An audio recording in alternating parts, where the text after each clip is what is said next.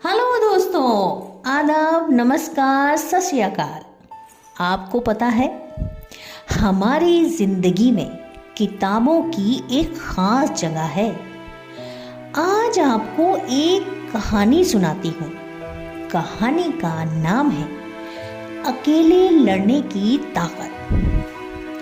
अभी तक मेरे चैनल को अगर आपने सब्सक्राइब नहीं किया है तो जल्दी से सब्सक्राइब कर लीजिए और पास में एक बेल का बटन है, उसको भी प्रेस कर लें। पता है उससे क्या होगा?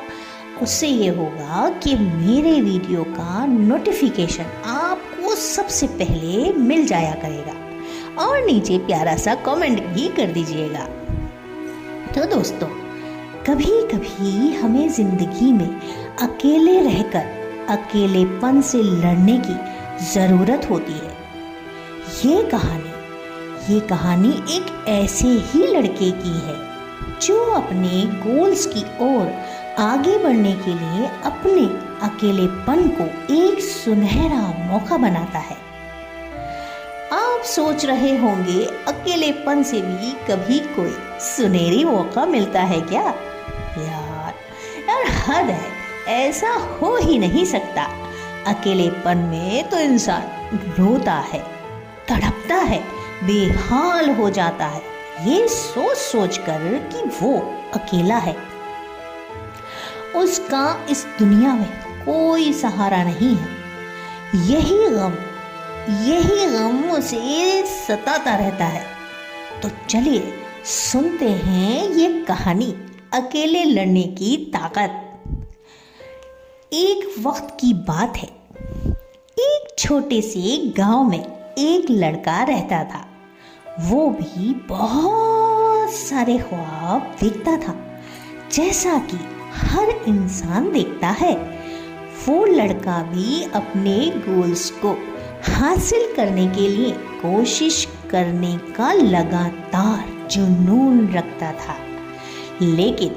लेकिन उसके पास ना तो कोई साथी था, ना कोई गाइड करने वाला। उसके फैमिली में भी उसके ख्वाबों को समझने वाला कोई नहीं था। वो क्या चाहता है और कैसे उसके ख्वाब पूरे होंगे, दिन रात इसी उलझन में रहता था कि वो किस ओर जाए, क्या करे। ना तो उसे कोई अच्छी राय देने वाला है, ना ये बताने वाला कि उसके लिए क्या बेहतर रहेगा। इसलिए उसे लगता था कि अकेलेपन की जंजीरों में वो बंद है और उसके सपने अधूरे ही रह जाएंगे। फिर भी उसने लगातार मेहनत की और अपने कॉन्फिडेंस की आवाज़ को बुलंद किया। उसकी दिल की हिम्मत और मेहनत ने उसे सही राह में आगे बढ़ने की ताकत दी। एक दिन इसी सोच के साथ वो टहलता हुआ गांव के बाहर निकल गया।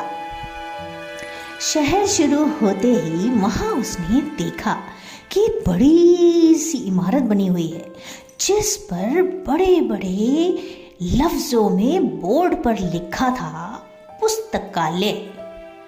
वो हैरान हुआ क्योंकि उसे पहले कभी ऐसी जगह नजर नहीं आई थी, ना कभी उसने ऐसा कुछ देखा था। धीरे धीरे उसने उस लाइब्रेरी के दरवाजे पर कदम रखा और अंदर दाखिल हुआ। वहां जाकर उसने देखा कि लोग किताबों के बीच खोए हुए हैं। हर तरफ तरह तरह की किताबें बड़ी बड़ी अलमारियों में रखी हुई है। बीच में एक बड़ी सी मेज लगी है, जहां बहुत से लोग खामोशी से किताबें पढ़ने में लगे हुए हैं। वहां जो सुकून और इल्म ज्ञान से भरा माहौल था, उसे वो माहौल बहुत अच्छा लगा। उसने उस माहौल को अपने अंदर फील किया। उसने सोचा ऐसा क्या है इन किताबों में जो सब लोग ऐसे खोए हुए बैठे हैं कि पास में बैठे इंसान से बात भी नहीं कर रहे, सिर्फ वो अपनी किताबों को पढ़ रहे हैं सर झुकाए हुए। तो साहब उसने जब ये सब देखा तो उसे बहुत अच्छा लगा। किताबों में खो जाने वाला ऐसा कोई घर भी है, यानी ऐसी कोई इमारत जिस पर लिखा है पुस्तकालय। तो उसने अपने दिल में किताबों के लिए इस हद तक लगाव पैदा करना शुरू किया और धीरे धीरे वो लाइब्रेरी जाने लगा। वो हर रोज जाने लगा और वहाँ पर जाकर किताबें पढ़ने लगा। अब होता क्या है साहब कि जब वो लाइब्रेरी में जाता तो कभी कोई सी किताब लेकर पढ़ने बैठ जाता, कभी कोई सी किताब लेकर पढ़ने बैठ जाता। तो ऐसे करते करते उसका ज्ञान, उसका इल्म बढ़ने लगा और वो अच्छे अच्छे राइटर्स और फिलोसोफर्स के साथ रिश्ते बनाने लगा। इसी के साथ उसने लिखने का भी दिल बना लिया। उसने कई आर्टिकल लिखे जिसमें से उसका एक आर्टिकल पब्लिश हो गया और उसे मौका मिल गया अपने लिखने के हुनर को दुनिया के सामने रखने का। वो लड़का जिसने कभी अकेलेपन को एक रुकावट समझा था, अब एक मॉरल एग्जाम्पल बन गया था। उसके कलम के जरिए लोग उसे जानने पहचानने लगे थे, इज्जत देने लगे थे और वो अपने गोल्स की ओर आगे बढ़कर कामयाब होने लगा था। तो इस